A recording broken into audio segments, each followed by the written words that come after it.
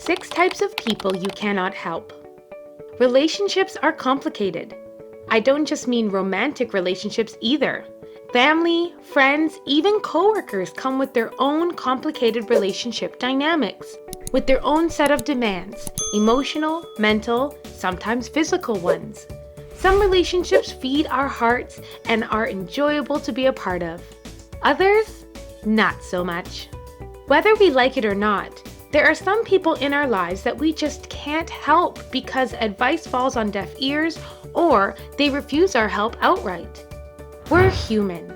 We all have faults and shortcomings, of course. But sometimes we encounter or even deeply love someone who is toxic for themselves and us. It's perfectly normal, understandable, and admirable if you try to help someone again and again. But you have to recognize when your efforts are wasted. That can be hard to hear, but I promise that it's for your benefit. Picture it like this. You're in the desert with this person you're trying to help. You each have precisely 1 cup of water in your possession. The person you're with uses their cup of water unwisely, drinking it all at once, leaving it to evaporate without even taking a sip, or throwing it away entirely. You care about this person and you don't want anything to happen to them, so you begin to pour water from your cup into theirs. Slowly at first, then you pour more and even more. The whole time, nothing changes with this person that you're stranded with. They continue to pour out the water you give them, tell you they don't need your water, or guzzle it all down, then demand more from you. Suddenly, there's no water left in either cup. Now you're left with 2 empty cups in the unbearable desert heat. You can't fill someone else's cup if your own cup has gone dry. There are 6 types of people that you simply cannot help, no matter how hard you try. They will let you pour out your cup until there's nothing left, and it's up to you to stop pouring. It may be time to cut off the flow from your cup into the cup of another. These are 6 cups to stop pouring yourself into. Cup number 1, the Never-Wrong Narcissist. The narcissist in your life is more than willing to tell you how smart they are, how superior, how they're the best, better than anyone else. They wholeheartedly believe they are a gift to the world and to you, and they won't let you forget it either. It doesn't matter if you're more knowledgeable than they are in any given subject. To them, they know more than you do. Experience be damned.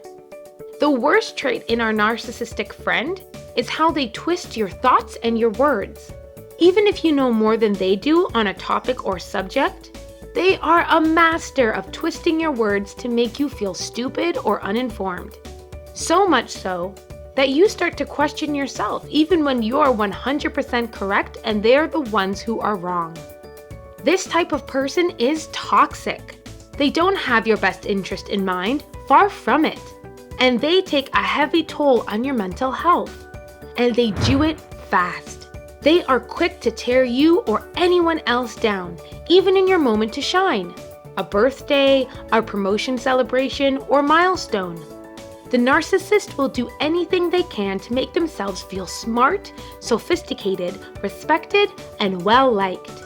They crave constant praise, so the thought of someone else receiving recognition is almost unbearable to them. In our cup of water analogy, a narcissist will tell you they don't need your inferior water. Theirs is better anyway, yet won't allow you to drink yours because they crave your attention. Best to keep the water in your cup. Cup number 2, the Silent Stonewaller. A stonewaller is someone who constantly shuts you out or avoids interaction when there are difficult topics at hand, or just because they feel you deserve it. They will refuse to cooperate with you and spurn your communication efforts, no matter how hard you try to break through. Having a stonewaller in your life can stir up all sorts of emotions. You may feel anger at the refusal to communicate or frustration. You may feel hurt or rejected. You may even feel less valuable as a human being if it's an extreme, long-sustained case. It's crazy, right? Simply by not doing anything, by not saying a word, they wield so much power over your mental health. They lord over you, choosing when and where they allow you to speak. On the rare occasion when you do communicate, a stonewaller will shut down your attempts to resolve the issue at hand, or deny until you give up. They are a master at hearing only what they want to hear and silencing anything else. The stonewaller's cold, distant demeanor makes it nearly impossible to have a healthy relationship. It doesn't matter how hard you try. Your words will fall on deaf ears if you even get them to say anything at all. The only way to fix the situation is to remove yourself from it. A stonewaller will turn their face away from you as you pour water into their cup, or turn their back entirely and let you pour your water right onto the ground. Don't waste your water on a stonewaller. Cup number 3, the Belligerent Blamers. Most of us can recognize our own weaknesses or shortcomings and can admit when it's our fault or something goes awry. Not so with the Belligerent Blamers. No matter what the situation is, there's simply no way that it's their fault. Surely it's only because of others that things have gone south. They are experts at pointing fingers, casting stones, and shifting all the blame from their shoulders to someone else's.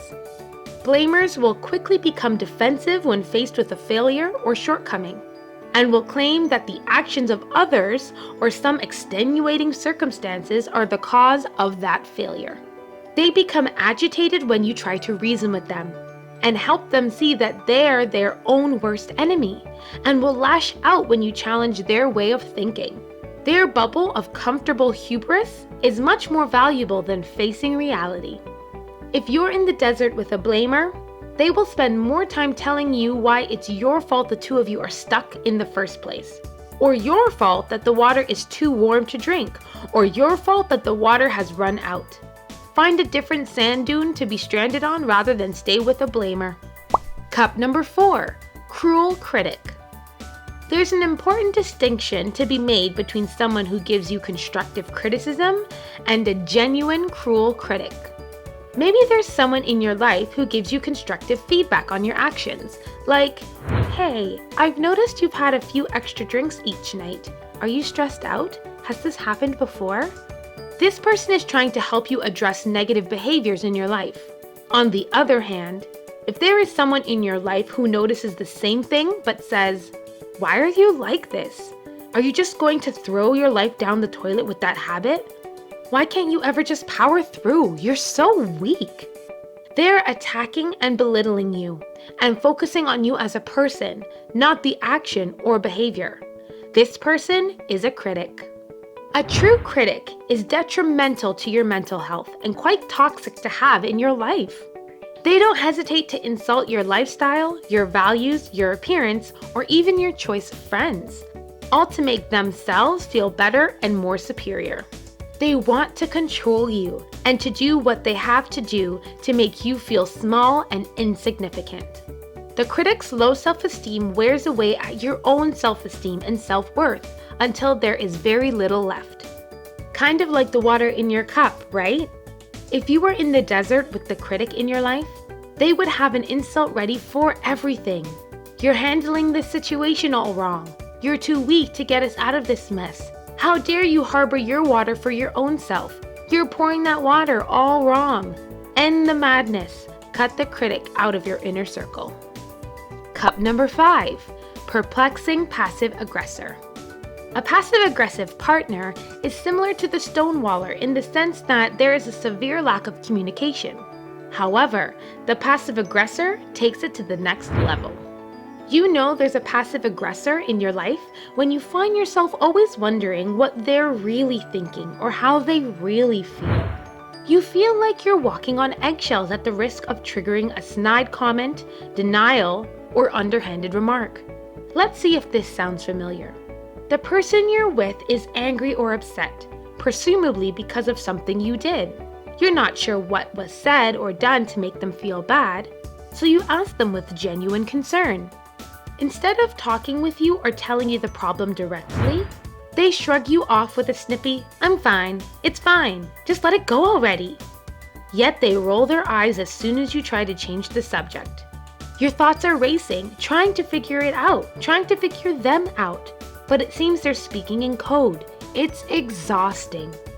Passive-aggressive behavior stems from anger and hostility, both of which are toxic to a relationship and to your mind.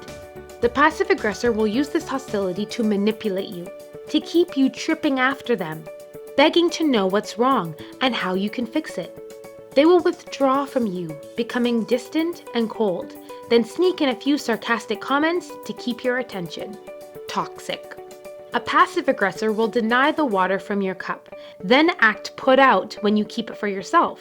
Yet when you try to discuss it with them, they'll tell you nothing is wrong, they're fine. They're just glad you were able to quench your own thirst. We've come to our 6th and final type of person you cannot help. But before we get there, consider subscribing. And don't forget to ring that notification bell. And if you like this content, hit that like button and comment below. Cup number 6. The vain victim.